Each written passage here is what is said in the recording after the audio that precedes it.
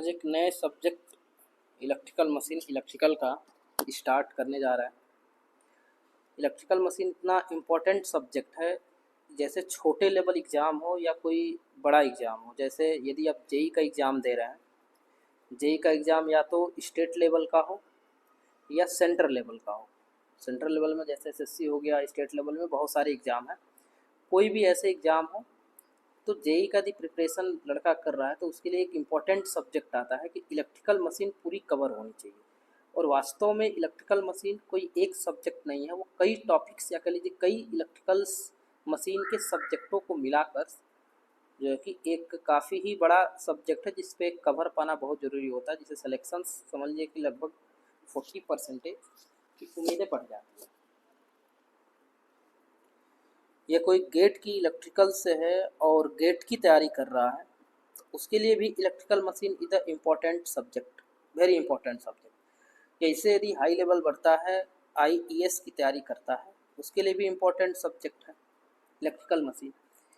या यह कह लीजिए कि डिप्लोमा जो लड़का करके कंपटीशन की तैयारी कर रहा है, वो लड़का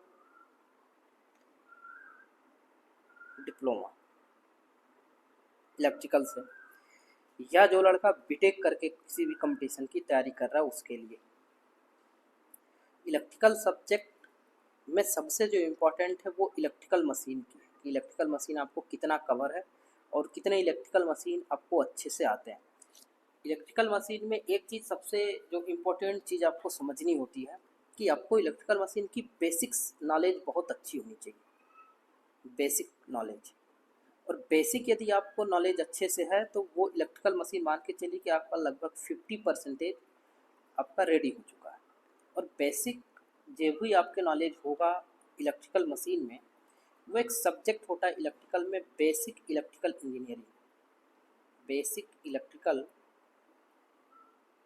इंजीनियरिंग, उसकी भी आपको नॉलेज होनी चाहिए हर एक पैरामीटर्स के बारे में। तो आज जो न्यू सब्जेक्ट है स्टार्ट करेंगे वो होगा इलेक्ट्रिकल मशीन का। और इलेक्ट्रिकल मशीन को कैसे एक क्रमबद्ध एक सिस्टमेटिक तरीके से उसको जो है कि स्टडी किया जाएगा। तो स्टार्ट करते हैं इलेक्ट्रिकल मशीन।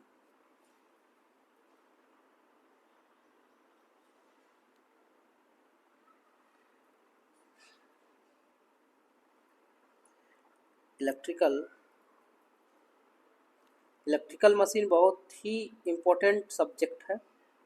आप छोटे एग्ज़ाम दे रहे हैं या कोई बड़े एग्ज़ाम दे रहे हैं, वो सभी एग्ज़ाम के लिए इलेक्ट्रिकल मशीन। पहले इसको ये देखते हैं कि हमें पढ़ना क्या क्या है, ठीक है, इलेक्ट्रिकल मशीन में। इसके बाद जो चीज़ें हमें क्लियर हो जाएंगी कि हमें ये चीज़ें पढ़नी है, उसको हिसाब से अच्छे से लेके चलते चले जाएंगे। इलेक्ट्रिकल मशीन में जो आपको पहला पढ़ना है, पहली चीज़ वो पढ़ना है इंट्रोडक्शन। इंट्रोडक्शन पढ़ना है इलेक्ट्रिकल मशीन में, पूरे इलेक्ट्रिकल मशीन की इंट्रोडक्शन पढ़ना है। ये वो इंट्रोडक्शन है जिसका यूजेज आपको सभी मशीन, या आप एसी मशीन पढ़ें या डीसी मशीन पढ़ें या कोई भी मशीन पढ़ें, सब में होगा। तो इंट्रोडक्शन में जो मशीन आप पढ़ेंगे उसमें भी 4 टाइप से आपको स्टडी करना है। एक तो इलेक्ट्रिकल मटेरियल के बारे में पढ़ना है आपको। इलेक्ट्रिकल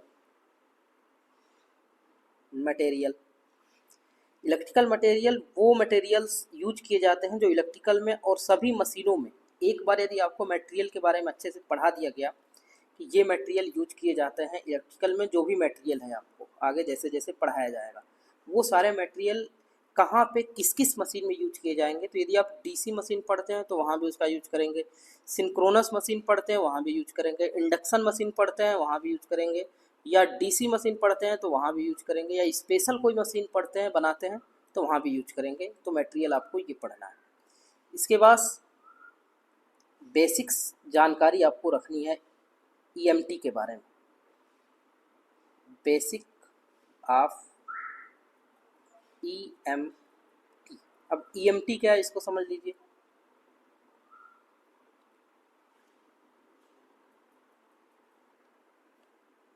यह है इलेक्ट्रोमैग्नेटिज्म के बारे में आपको जानकारी होनी चाहिए। यानी कि इलेक्ट्रोमैग्नेटिक इंडक्शन भी एक तरह से आप कह सकते हैं, तो उसके बारे में आपको बेसिक जानकारी अच्छी खासी होनी चाहिए, तभी आप जो है कि आगे जानकारी अच्छे से इकट्ठा कर पाएंगे। नेक्स्ट इंट्रोडक्शन में ही आपको जो पढ़ना है वो पढ़ना है per unit system. Per unit system ये आपको इंट्रोडक्शन में ही पढ़ना है, अलग से नहीं पढ़ना है।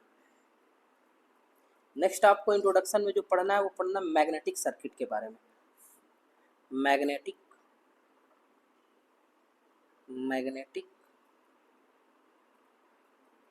सर्किट, ये आपको 4 पॉइंट पढ़ने हैं इंट्रोडक्शन में, ठीक है। इसके बाद जो दूसरा स्टडी किया जाएगा वो किया जाएगा आपका transformer.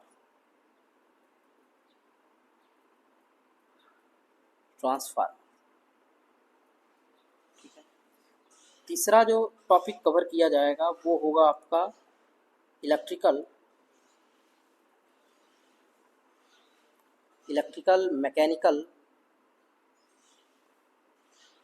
Mechanical energy conservation.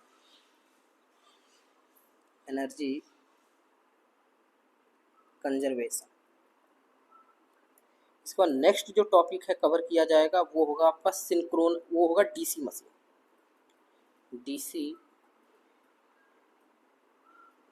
Machine. Next जो टॉपिक कवर किया जाएगा वो होगा आपका सिंक्रोनस मशीन।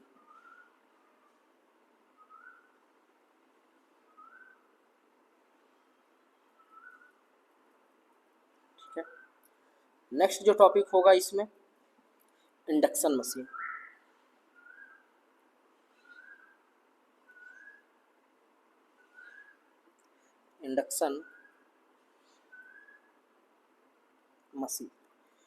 और नेक्स्ट जो लास्ट टॉपिक जो कवर किया जाएगा वो होगा स्पेशल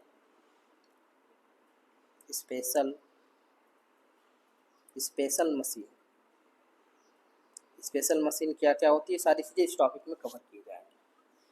मतलब आपके इतने ही टॉपिक हैं, 7 टॉपिक है जो आपको इलेक्ट्रिकल मशीन में पढ़ने हैं। एक तो इंट्रोडक्शन पढ़ना है, इंट्रोडक्शन में आपको इलेक्ट्रिकल मटेरियल पढ़ना है।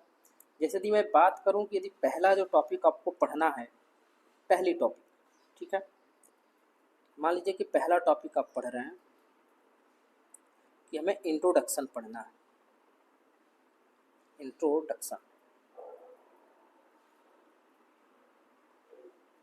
अब इंट्रोडक्शन में क्या क्या चीज़ें पढ़नी है ये भी सारी चीज़ें आपको क्लियर कर दी गई हैं कि नहीं। इसमें जो पहले पढ़ना है आपको इंट्रोडक्शन में, पहला आपका इलेक्ट्रिकल मटेरियल पढ़ना अच्छे से, ठीक है, इलेक्ट्रिकल मटेरियल।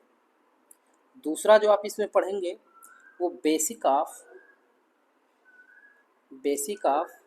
इलेक्ट्रोमैग्नेटिज्म या EMT शॉर्ट फॉर्म में लिखते रहे। नेक्स्ट जो टॉपिक इसमें आप पढ़ेंगे वो होगा पर यूनिट सिस्टम। ये इंट्रोडक्शन है सभी मशीनों में जिसका यूजेज किया जाएगा, ये नहीं किसी एक मशीन में यूज किया जाएगा। और जो नेक्स्ट है आपका इसमें पढ़ेंगे मैग्नेटिक सर्किट के बारे में। मैग्नेटिक सर्किट, ठीक है, ये हो गया इंट्रोडक्शन में। अब दूसरा जो सबसे इम्पोर्टेंट टॉपिक आपका इलेक्ट्रिकल मशीन का जो स्टार्ट होगा वो है ट्रांसफार्मर। तो उसको भी देखते हैं कि उसको भी आपको क्या क्या पढ़ना। पहले ये है कि आपको जानकारी हो अच्छे से कि हमें पढ़ना क्या क्या है, तो वो सारी चीज़ें आपको समझ में आएगी। जैसे आप ये आपको इतना समझना कि इलेक्ट्रिकल मशीन में हमें क्या पढ़नी, केवल 7 टॉपिक है जो पढ़ना है। एक है इंट्रोडक्शन, एक ट्रांसफार्मर है, थर्ड है जो इलेक्ट्रिकल मैकेनिकल एनर्जी कंजर्वेशन है। ये वो टॉपिक है जब कोई भी इलेक्ट्रिकल एनर्जी को मैकेनिकल एनर्जी में कन्वर्ट करते हैं या मैकेनिकल एनर्जी को इलेक्ट्रिकल एनर्जी में कन्वर्ट करते हैं, ये तब का टॉपिक है। नेक्स्ट आपको जो पढ़ना है वो पढ़ना है डीसी मशीन के बारे में। नेक्स्ट आपको जो पढ़ना है वो सिंक्रोनस मशीन है। और इसके बाद नेक्स्ट है इंडक्शन, और एक नेक्स्ट है आपका स्पेशल मशीन। मतलब ऐसे 7 टॉपिक हैं जो पढ़ने हैं। जो पहला टॉपिक आपका इंट्रोडक्शन चलेगा वो है आपका electrical material, basic of EMT, per unit system, और इसके बाद है मैग्नेटिक सर्किट। दूसरा जो आपका सबसे इम्पोर्टेंट और सबसे एक लंबा कह लीजिए टॉपिक है ट्रांसफार्मर का।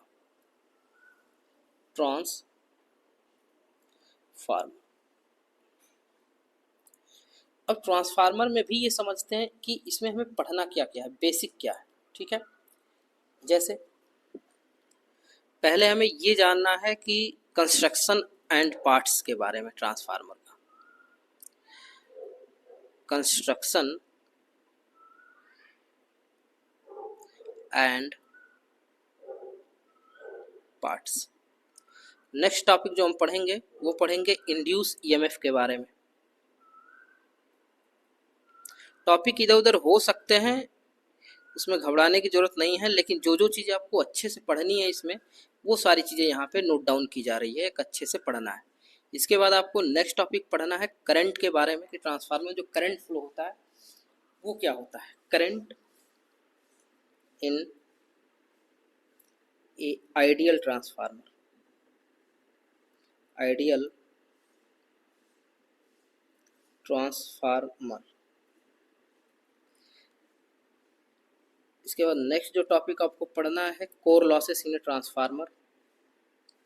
Core losses in A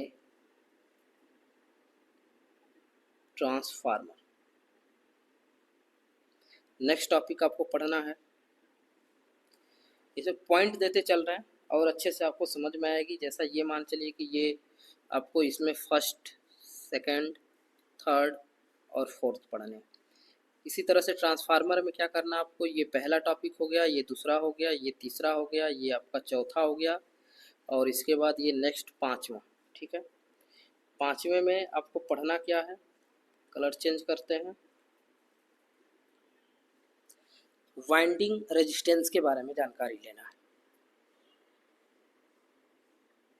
winding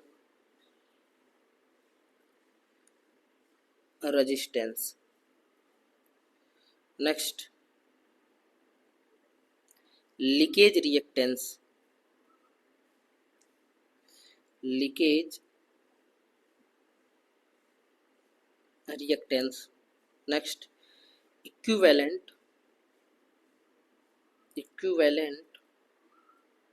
circuit. Next है आपका testing of transformer. Testing of transformer.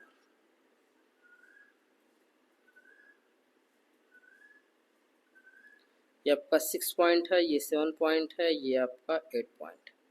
Ninth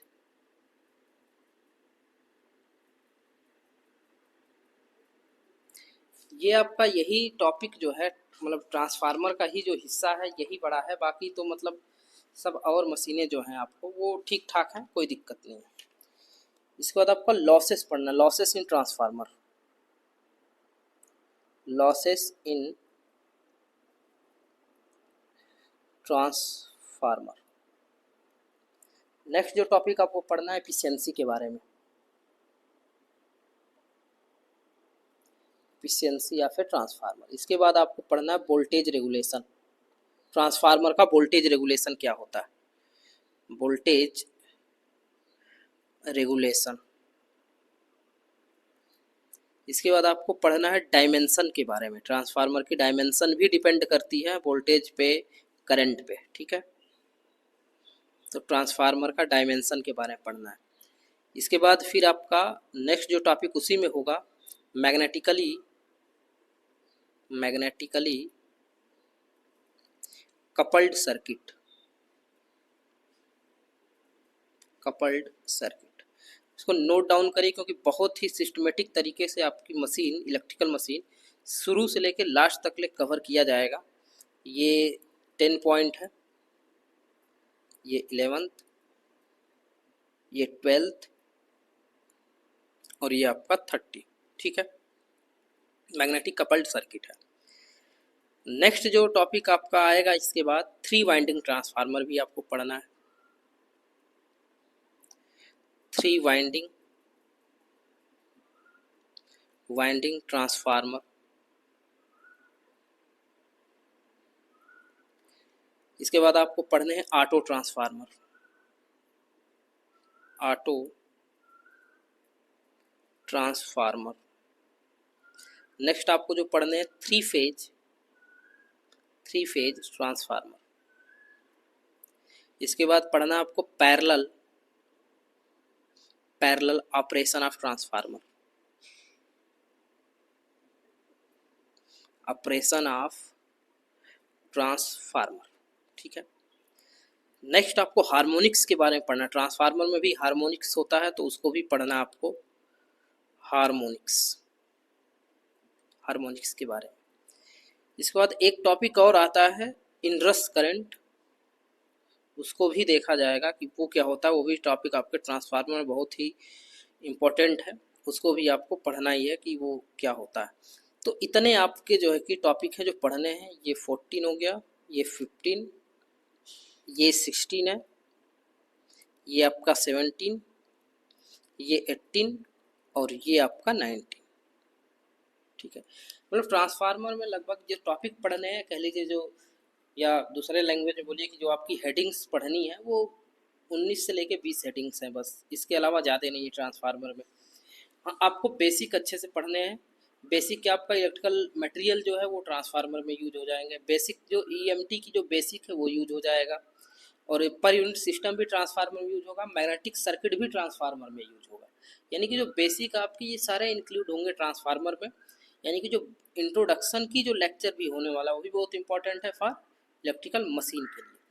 और इसके बाद आपके जो है कि ट्रांसफार्मर चलेंगे, उसमें लगभग आपके 90 से 20 जो भी होंगे, एक आध दो यदि टॉपिक छूट जाता है इसमें लिखते समय, तो आपको आगे जो है कि जब पढ़ाया जाएगा डिटेल में इन सारी चीज़ों को तो वो भी कवर किया जाएगा। बाकी तो आपका ट्रांसफार्मर कंस्ट्रक्शंस हो गया है, ईएमएफ के बारे में पढ़ना है। ट्रांसफार्मर में जैसे ही ईएमएफ इंड्यूस होगा करंट फ्लो होने लगेगा, करंट के बारे में पढ़ना है। करंट आएगा तो उसी के साथ लॉसेस भी आ जाएगा, तो लॉसेस के बारे में पढ़ना है। वाइंडिंग किया ही जाएगा, वाइंडिंग रेजिस्टेंस पढ़ना है, लीकेज रिएक्टेंस पढ़नी है, इक्विवेलेंट सर्किट उसका बनाया जाएगा ट्रांसफार्मर का। इसके बाद टेस्टिंग भी की जाएगी, लॉसेस भी देखा जाएगा ट्रांसफार्मर में, एफिशिएंसी भी देखी जाएगी, वोल्टेज रेगुलेशन भी देखा जाएगा, डायमेंशन ट्रांसफार्मर के कैसे डिपेंड होते हैं, कैसे कैसे क्या होता है, तो आपका वोल्टेज रेगुलेशन भी देखा जाएगा।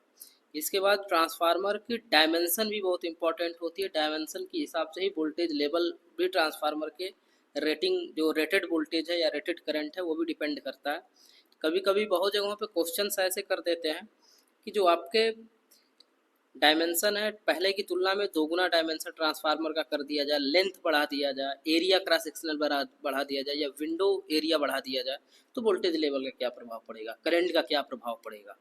जैसे बोले कि ट्रांसफार्मर की साइज ये है, ठीक है, इसके बाद हमने इसकी साइज को इंक्रीज कर दी और हम वहाँ पे एक ट्रांसफार्मर लेकर आए जो ये, ठीक है, इसकी एरिया ए है, तो हम मान रहे हैं कि इसकी क्रॉस मतलब इसकी जो ये वाली एरिया है वो 2A हो गई।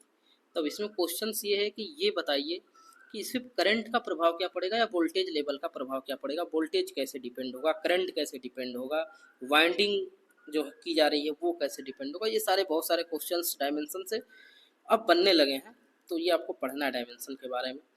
इसको मैग्नेटिकली कपल्ड सर्किट है, आप जानते हैं, इसके बारे में बात किया जाएगा। जैसे ही ट्रांसफार्मर स्टार्ट किया जाए वो सारी चीज़ें आ जाएंगी इसमें आपको। और 3 वाइंडिंग ट्रांसफार्मर भी होते हैं, 3 वाइंडिंग ट्रांसफार्मर भी आपको पढ़ना है। और इसके बाद आपका ऑटो ट्रांसफार्मर मोस्ट इम्पॉर्टेंट है, ऑटो ट्रांसफार्मर पढ़ने हैं। और 3 फेज ट्रांसफार्मर पढ़ना है, क्योंकि ज़्यादातर 3 फेज ही ट्रांसफार्मर यूज होते हैं। अब तो पहले सिंगल फेज के ट्रांसफार्मर यूज हो जाते थे, अब 3 फेज के ट्रांसफार्मर ही यूज किए जा रहे हैं। ट्रांसफार्मर का फिर पैरेलल ऑपरेशन भी पढ़ना है आपको। पैरेलल में ऑपरेशन, पैरेलल आप जानते हैं कि पैरेलल कम्बिनेशन करने से बहुत सारे फ़ायदे होते हैं, आपने पढ़ा भी होगा बेसिक में। तो पैरेलल ऑपरेशन किया जाएगा, सीरीज नहीं किया जा सकता। सीरीज में आप जानते हैं, पहले से पढ़ चुके हैं, लॉसेस बहुत ज़्यादा बढ़ जाती है।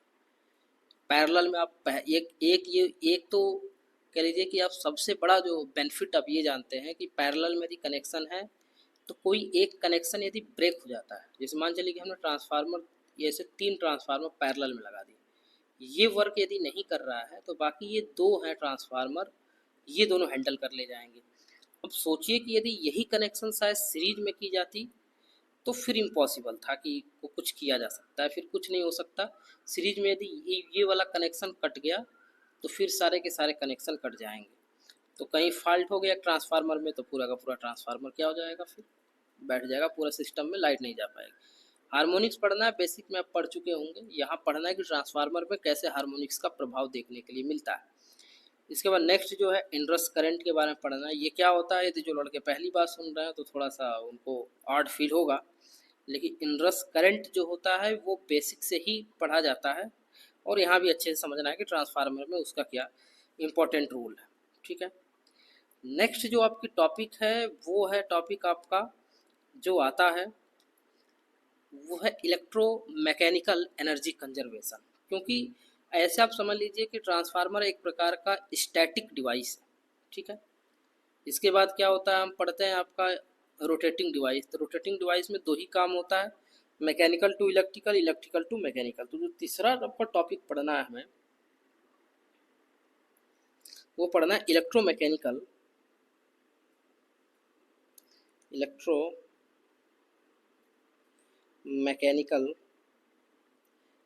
Energy conservation.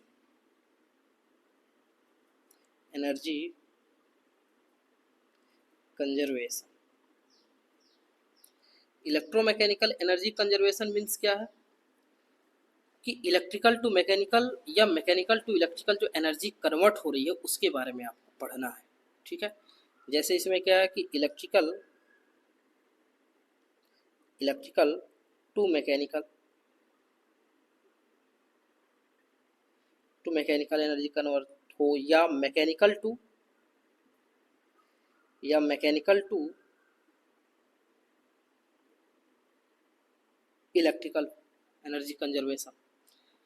तो ये चीज़ें आपको समझनी है। ठीक है, तो इसमें दो टॉपिक ही पढ़ने हैं आपको, बहुत ज़्यादा इसमें डीपली नहीं पढ़ना। दो टॉपिक में ही आपको बहुत अच्छे से सारी चीज़ें समझ में आ जाएंगी कि कैसे होता है। जो पहला टॉपिक इसमें पढ़ना है आपको वो पढ़ना है power flow. Power flow in generator and motor. देखिए, जनरेटर और मोटर दो ही ऐसे इलेक्ट्रिकल मशीन हैं जो एनर्जी का ट्रांसफ़र करते हैं। वो इलेक्ट्रिकल टू मैकेनिकल हो सकता है या मैकेनिकल टू इलेक्ट्रिकल हो सकता है। लेकिन इसमें एक चीज़ ये भी है कि ये दोनों जो एक जनरेटर और आपका एक मोटर है वो डीसी भी हो सकता है और एसी से भी चलाया जा सकता है, मतलब दोनों मशीनें हो सकती हैं। तो आगे भी पढ़ा जाएगा। लेकिन अब में ये है कि जनरेटर में और मोटर में पावर का फ्लो कैसे होता है वो आपको पढ़ना है। और आप यहाँ यदि पढ़ लेते हैं पावर का फ्लो कैसे होता है तो फिर आप ये मान चलिए कि आप डीसी भी पढ़ेंगे तो वही पावर का फ्लो यूज करेंगे, ऐसे ऐसी पावर फ्लो होता है। और इसके बाद आप यदि एसी मशीन पढ़ते हैं, एसी जनरेटर पढ़ते हैं तो वही काम करेंगे आप।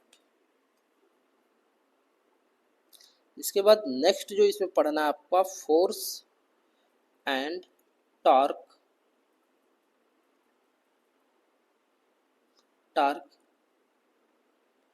इन रिले और electromagnet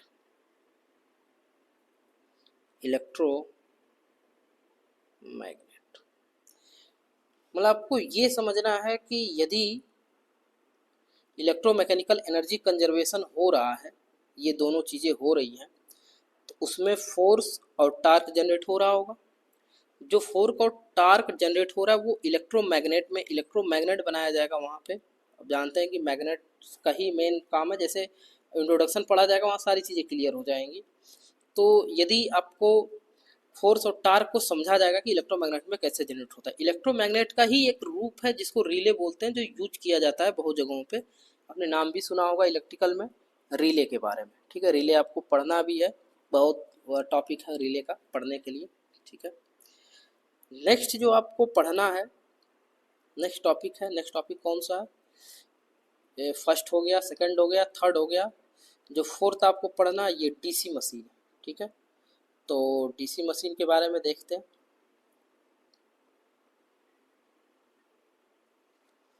fourth, DC machine.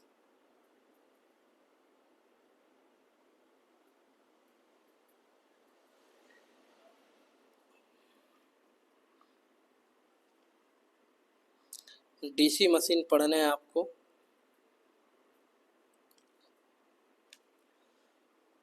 DC machine में जो पहला आपको पढ़ना है, ठीक है, ध्यान से देखिएगा। जो पहला पढ़ना है वो कंस्ट्रक्शंस एंड वर्किंग प्रिंसिपल के बारे में पढ़ना है। Construction and working principle.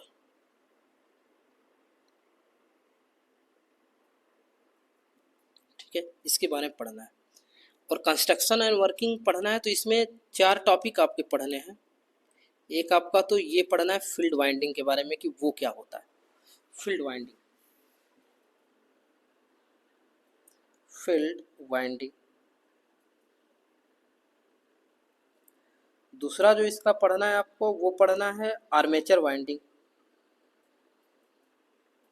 Armature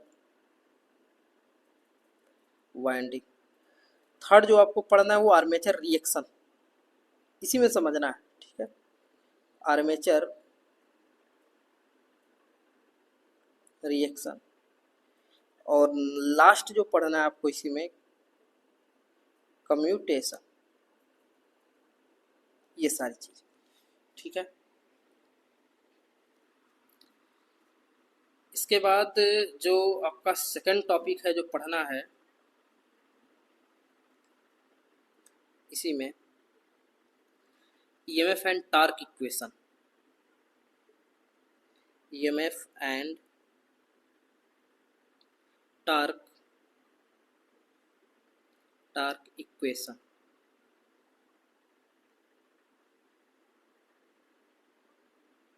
next connection, connection भी बहुत इंपॉर्टेंट है इसमें, कनेक्शंस। नेक्स्ट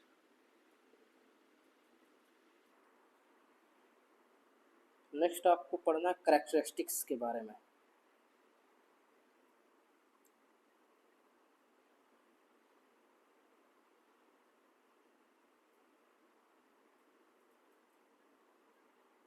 कैरेक्टरिस्टिक्स किसका पढ़ना है? जनरेटर का भी पढ़ना है आपको और मोटर का भी पढ़ना है, दोनों का। ठीक है, और कैरेक्टरिस्टिक्स से ही आपको पता चलेगा कि कौन सी मोटर या कौन सा जनरेटर कहाँ पे यूज किए जाते हैं।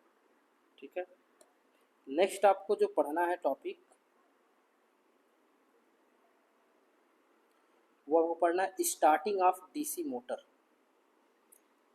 स्टार्टिंग ऑफ डीसी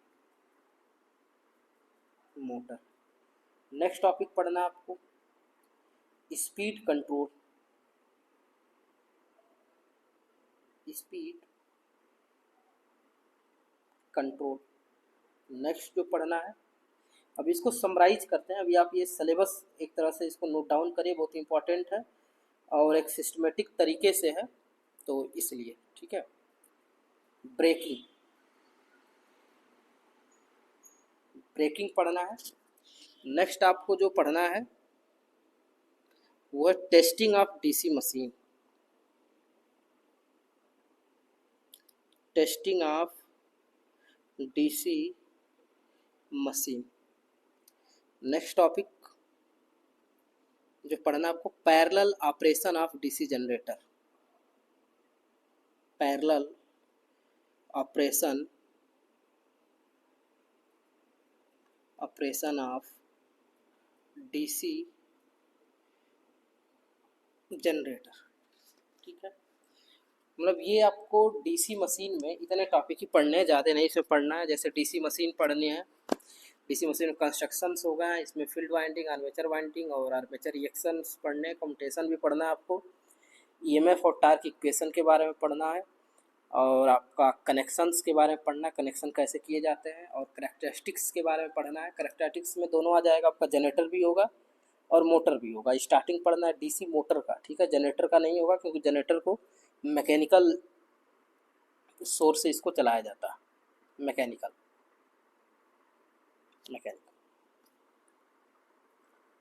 मोटर को सप्लाई दी जाती है। ठीक है,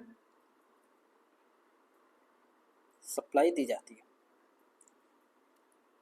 तो इसका जो है कि आपको स्टार्टिंग पढ़ना है मोटर का, और स्पीड कंट्रोल पढ़ना है कि स्पीड कंट्रोल कैसे करना है। स्पीड कंट्रोल करना एक इम्पॉर्टेंट टॉपिक इसलिए भी है कुछ भी आप चलाते हैं, गाड़ी हो या घोड़ा हो, जैसे भी A to Z आपको इलेक्ट्रिकल मशीनें आपको चलती हैं, जैसे ट्रेन हो गया, ट्रक हो गए, कोई वैन हो गया, इलेक्ट्रिकल वैन है या डीजल वैन है या पेट्रोल वैन है, कोई भी वैन है, उसकी स्पीड कंट्रोल करना आपको ज़रूरी है, क्योंकि उसमें मोटर लगा हुआ है और उसकी स्पीड कंट्रोल आपको आना चाहिए और करना अच्छे से आना चाहिए।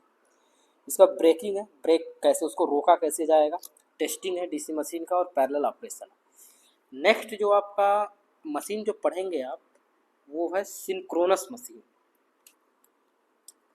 ये है पांचवा टॉपिक। पांचवा टॉपिक है सिंक्रोनस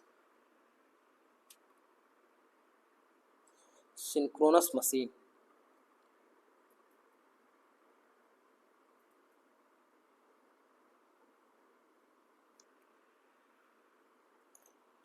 ये सिंक्रोनस मशीन में जो पहला टॉपिक आपको पढ़ना है वो आपका है कंस्ट्रक्शन। कंस्ट्रक्शन, और जो कंस्ट्रक्शन है वो दो पढ़ने हैं आपको। स्टेटर का भी कंस्ट्रक्शन सीखना है आपका, स्टेटर, और एक रोटर वाला जो पार्ट होता है उसका भी कंस्ट्रक्शन आपको पढ़ना है, रोटर का भी, ठीक है। इसके बाद जो दूसरा टॉपिक आप पढ़ेंगे वो पढ़ेंगे EMF equation.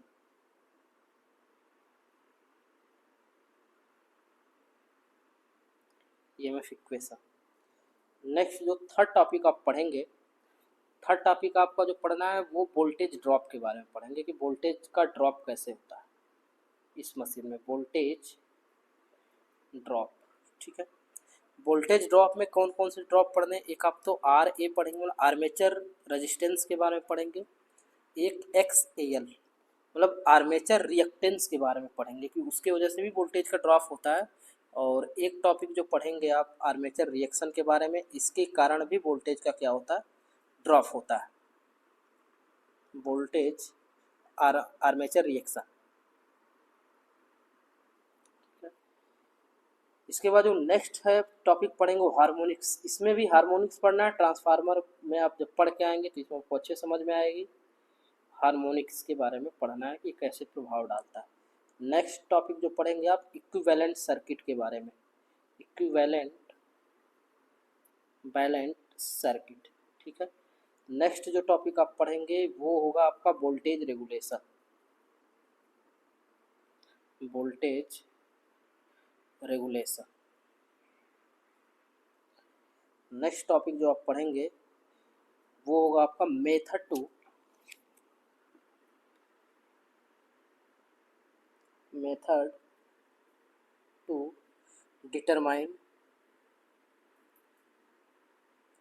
Determine voltage regulation, VR को बोलेंगे वोल्टेज रेगुलेशन, ठीक है। नेक्स्ट टॉपिक जो पढ़ना है आपको, इसमें कैरेक्टरिस्टिक्स पढ़ने हैं, ठीक है।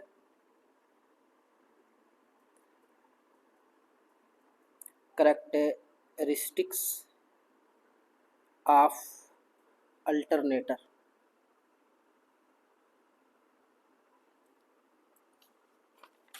नेक्स्ट टॉपिक आपको जो इसमें पढ़ने हैं इफ़िशियंसी, ये भी एक बड़ा कल जो टॉपिक है ट्रांसफार्मर के बाद,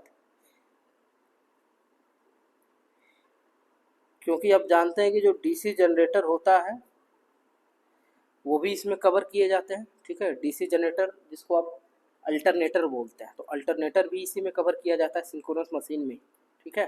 तो इस वजह से बहुत सारे टॉपिक इसमें आते हैं, और आप जानते हैं कि जो अल्टरनेटर है उसी से बिजली समय जनरेट की जा रही है, तो वो सारी चीज़ें आपको अच्छे से समझ में आनी चाहिए। पावर एंगल इक्वेशन भी आपको इसमें पढ़ना है कि वो क्या होता है, ठीक है, power angle equation. Next topic जो आपको पढ़ना है वो पढ़ना है सैलिएंट पोल मशीन। अब ये जब पढ़ा जाएगा तो सारी चीज़ें आपको समझ में आएंगी, ठीक है। Salient pole machine. नेक्स्ट जो आपको पढ़ना है वो पढ़ना है सिंक्रोनस मोटर,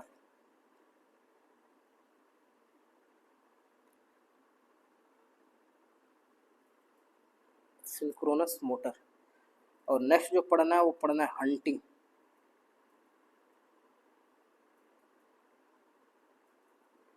और नेक्स्ट टॉपिक जो पढ़नी है आपको, वो पढ़ना है आपका starting of motor.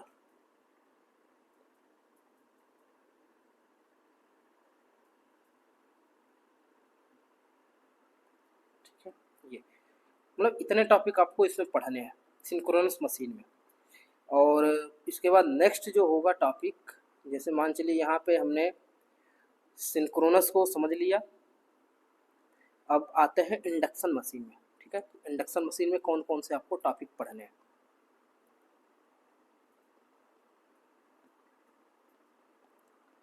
Induction machine,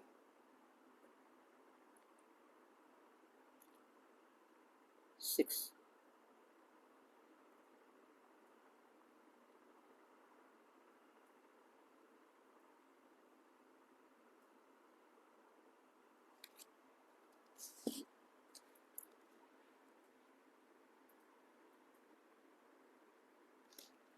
induction machine. इसमें जो पहला टॉपिक आपको पढ़ना है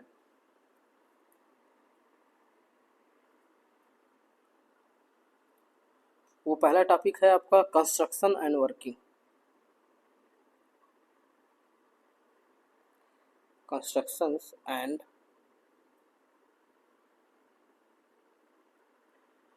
वर्किंग। और इसमें दो चीज़ के बारे में, एक इंडक्शन मशीन के बारे में तो पढ़ना ही है, या कह लीजिए इंडक्शन मोटर के बारे में, और एक इन्वर्टेड आपको भी पढ़ना है, इन्वर्टेड इंडक्शन मशीन। ठीक है, दूसरा topic EMF equation,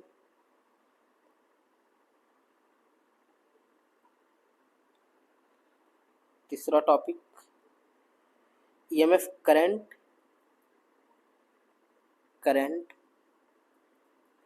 and power के बारे में पढ़ना है आपको इसमें।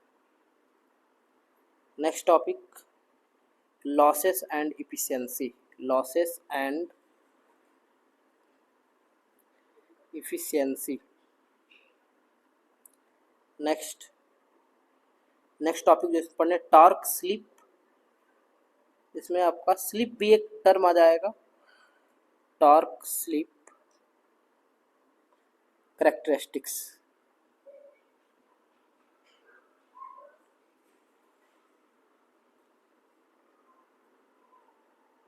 Next topic starting of induction machine, starting of induction machine. Speed control भी आपको पढ़ना है इसमें, स्पीड कंट्रोल किसका, इंडक्शन मशीन का। ठीक है, स्पीड कंट्रोल। इसके बाद आपको ब्रेकिंग भी पढ़नी है, ब्रेकिंग भी पढ़ना है। और इसके बाद आपका इंडक्शन जनरेटर भी पढ़ने हैं, इंडक्शन जनरेटर के बारे में भी पढ़ना है आपको। ठीक है, नेक्स्ट टॉपिक ये समझ लीजिए कि स्पीड कंट्रोल ऑफ, यहाँ यदि पूरा लिखें तो इंडक्शन मोटर हो जाएगा, ऑफ इंडक्शन मोटर। ठीक है, और ये इंडक्शन जनरेटर के बारे में आपको पढ़ना है। इसके बाद टेस्टिंग भी पढ़नी है आपको, टेस्टिंग ऑफ इंडक्शन मशीन या मोटर जो भी है, दोनों की टेस्टिंग आपको पढ़नी है। नेक्स्ट जो आपको पढ़ना है टॉपिक इसमें कॉगिंग, एक कॉगिंग टर्मिनोलॉजी है, cogging and crawling. Next topic जो पढ़ना है आपको वो पढ़ना high torque cage motor, high torque cage motor. Next topic आपको पढ़ना single phase induction motor, single phase induction motor. ठीक है, इसके बाद एक टॉपिक जो लास्ट है, जो स्पेशल मशीन का जो टॉपिक है, वो स्पेशल मशीन का टॉपिक जैसे जैसे स्पेशल मशीन, क्योंकि बहुत सारी स्पेशल मशीन है, तो जैसे जैसे ही आपका सिलेबस चलेगा तो स्पेशल मशीन में वैसे वैसे वो सारी चीज़ें आ जाएंगी। तो इसलिए उसके बारे में भी लिख नहीं रहे हम कि नहीं स्पेशल मशीन में जो है कि कौन कौन से टॉपिक आपके आ जाएंगे। ठीक है, तो ये इंट्रोडक्शन में आपको पढ़ना है इलेक्ट्रिकल मटेरियल। जो इलेक्ट्रिकल मटेरियल आप यहाँ पढ़ेंगे वो सभी मशीनों में यूज होगा। या आप वो डीसी पढ़िए मशीन, वो डीसी मशीन हो या फिर एसी मशीन हो, एसी मशीन में ट्रांसफार्मर भी हो वहाँ भी चल जाएगा। बेसिक ऑफ ईएमटी का जो बेसिक्स लॉ है वो सभी जगहों पे लागू होंगे, सभी जगहों पे वो लगेंगे। पर यूनिट सिस्टम जो आप पढ़ेंगे वो कैलकुलेशंस को हल्के कर देते हैं, वो आपके ट्रांसफार्मर में भी पढ़ेंगे। आप सिंक्रोनस मशीन में भी जाएंगे तो वहाँ भी पर यूनिट सिस्टम का यूज होगा, तो वहाँ पे उसको भी देखने के लिए मैग्नेटिक सर्किट आपको पढ़ना है। ये सभी जगहों पे काम करेगा, वो आपका या तो ट्रांसफार्मर हो या आपका मोटर हो या आपका जनरेटर हो। ठीक है, उन सभी जगहों पे यूज होगा, ट्रांसफार्मर में, मोटर में, जनरेटर में। सिंक्रोनस हो, डीसी हो, एसी हो, सब हो, मतलब जहाँ पे आप ये मैग्नेटिक सर्किट पढ़ेंगे सभी जगहों पे आप उसका यूज कर लेंगे। ट्रांसफार्मर में ये सारे आपको पार्ट्स पढ़ने, उसमें कंस्ट्रक्शन आपको पढ़ने हैं, इंड्यूस ईएमएफ पढ़ना है कि ईएमएफ कैसे इंड्यूस होता है, करंट पढ़ने हैं, आइडियल ट्रांसफार्मर में भी पढ़ना है आपको करंट, और आपको जो करंट पढ़ना है वो प्रैक्टिकल ट्रांसफार्मर में भी पढ़ना है। कोर लॉसेस में क्या होगा, वाइंडिंग रेजिस्टेंस पढ़नी है आपको, लीकेज रिएक्टेंस के बारे में पढ़ना है। ट्रांसफार्मर का इक्विवेलेंट सर्किट भी आपको बनानी आनी चाहिए कि ट्रांसफार्मर की इक्विवेलेंट सर्किट क्या होती है। ट्रांसफार्मर की टेस्टिंग आपको पढ़नी है अच्छे से, यदि आप जॉब पाते हैं तो टेस्टिंग बहुत इंपॉर्टेंट होता है। ट्रांसफार्मर में लॉस क्या होगा वो पढ़ना है आपको, एफिशिएंसी के बारे में पढ़नी है ट्रांसफार्मर की, वोल्टेज रेगुलेशन क्या होगा, डायमेंशन के बारे में भी आपको जस्ट बताया कितना इंपॉर्टेंट है। ये सारी चीज़ आपको ट्रांसफार्मर में पढ़ना है। इलेक्ट्रोमैकेनिकल एनर्जी कंजर्वेशन में दो टॉपिक आपको पढ़ना है, पावर फ्लो के बारे में जानना है, फोर्स और टार्क कैसे जनरेट होता है इलेक्ट्रोमैग्नेट में। और ये ध्यान रखिएगा कि इलेक्ट्रोमैग्नेट और आपका रिले एक ही चीज़ है। ठीक है, दोनों की कंस्ट्रक्शन वही है। डीसी मशीन में ये सारे आपको चीज़ें पढ़नी है। डीसी मशीन है इसका मतलब कि डीसी सप्लाई दिया जाएगा, तो ये सारी चीज़ें आपको पढ़ने हैं, जिसमें कनेक्शंस है, कैरेक्टरिस्टिक्स है, स्पीड कंट्रोल करना है, ब्रेकिंग है, ये सारी चीज़ें। सिंक्रोनस में ये सारी चीज़ें आपको पढ़नी पड़ेंगी, harmonic equivalent circuit, voltage regulation, method to determine VR voltage regulations कैसे होते हैं। ये सारे टॉपिक ऐसे, ये बिल्कुल एक सिस्टमेटिक तरीके से आप जैसे जैसे पढ़ते आएंगे सारी चीज़ें समझ में आती चली जाएंगी। तो जो इसका आने वाला जो लेक्चर होगा मशीन का, तो उस मशीन के लेक्चर में आपका जो है कि यहाँ से स्टार्ट किया जाएगा जो इंट्रोडक्शन है। ठीक है, इलेक्ट्रिकल मशीन का पहले इंट्रोडक्शन चलेगा। यदि एक लेक्चर में ये पूरा इंट्रोडक्शन खत्म होता है तो ठीक है, नहीं तो फिर उसका दूसरा लेक्चर भी इंट्रोडक्शन का होगा। जैसे आपका इंट्रोडक्शन फिनिश होगा वैसे ही फिर आपका ट्रांसफार्मर चलना स्टार्ट हो जाएगा, और एक ऐसे ही सिस्टमेटिक तरीके से ट्रांसफार्मर की लेक्चर भी कंटिन्यूस होती जाएगी। और बाकी जो मेरे इस चैनल पे बेसिक इलेक्ट्रिकल इंजीनियरिंग के जो लेक्चर अभी रुके हुए थे, अभी आ नहीं रहे थे, थोड़े व्यस्तता की वजह से जो लेक्चर थे वो कंटिन्यूस नहीं हो पा रहे थे, तो अब वो लगातार होते चले जाएंगे। वो बेसिक इलेक्ट्रिकल इंजीनियरिंग के भी लेक्चर लगातार अपलोड होंगे, और साथ में आपकी मशीन भी चलती जाएगी, सीधा सीधा अपलोड होता रहेगा। बाकी और कोई टॉपिक आता है, जैसे आपका इलेक्ट्रिकल में ही है कोई टॉपिक है, जो कोई कंसेप्ट है जो आपको कन्फ्यूजन करता है, या वो कंसेप्ट आपको जानने के बाद कुछ चीज़ें हल्की हो जाती हैं, तो वो कंसेप्ट भी इसमें डिस्कस किए जाएंगे आपके जो है कि इसी वाले चैनल पे। और बाकी कोई ऐसी न्यूज़ आती है या कोई आपका करंट अफेयर्स से रिलेटेड चीज़ें हैं जो आपको एग्ज़ाम में भी काम करेगा, और आपको अफेयर्स रखने के लिए भी, करंट अफेयर्स में जानकारी रखने के लिए भी काम आएगा, तब उस वो भी अपलोड होते रहेंगे। तो अब ये कंटिन्यूस लेक्चर आते रहेंगे, तो आप इस चैनल को सब्सक्राइब कर लें, और इस लेक्चर को आप हर जगह शेयर करें, क्योंकि मशीन के ऐसे लेक्चर्स होते हैं जो उसके एक सॉलिड कंसेप्ट और कह लीजिए कंक्रीट कंसेप्ट आपको नहीं मिल पाते हैं। उसमें कुछ चीज़ें जो होती हैं लोग पढ़ाते हैं, कुछ चीज़ें छूट जाती हैं, कुछ चीज़ें ऐसी हैं जो रह जाती हैं, या जो सिस्टमेटिक तरीके से जो मशीन के क्लासेस चलने चाहिए वो नहीं चल पाते हैं। तो इसमें आपको एक सिस्टमेटिक तरीके से क्लासेस लगातार मिलते रहेंगे मशीन के, और बाकी जो है कि जो चीज़ें हैं आपको इसमें अच्छे तरीके से आपका जानकारी होता जाएगा। बाकी रोज़ हम कोशिश करेंगे कि कम से कम मशीन के 2 लेक्चर आपके अपलोड हो, एक मॉर्निंग में और एक आपका इवनिंग में। बाकी बेसिक इलेक्ट्रिकल इंजीनियरिंग क्या है, तो एक लेक्चर वो सुबह के टाइम वो भी हो सकता है कि अपलोड किए जाए, और बाकी ऐसे आपके लेक्चर्स आते रहेंगे। और बाकी चैनल को आप सब्सक्राइब करिए, शेयर करिए, और जितना से जितना हो सके आप देखते रहिए लेक्चर।